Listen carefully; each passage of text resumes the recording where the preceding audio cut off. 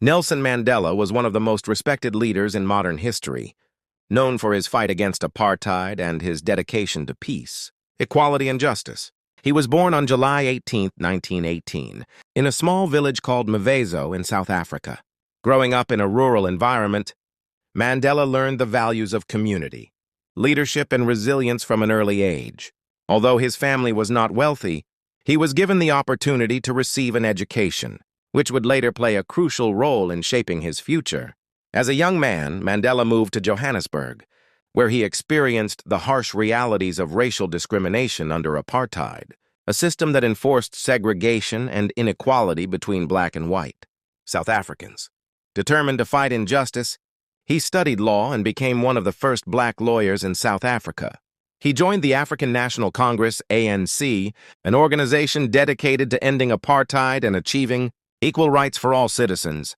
Mandela initially believed in peaceful protest, but as the government became more oppressive, he became involved in more direct forms of resistance. In 1962, he was arrested and later sentenced to life imprisonment for his actions against the apartheid regime. Mandela spent 27 years in prison, most of it on Robben Island. Despite the harsh conditions, he remained strong and continued to inspire others with his courage and determination. He became a global symbol of resistance against injustice. In 1990, after years of international pressure and internal unrest, Mandela was finally released from prison. His release marked the beginning of a new era for South Africa. Instead of seeking revenge, Mandela chose the path of reconciliation.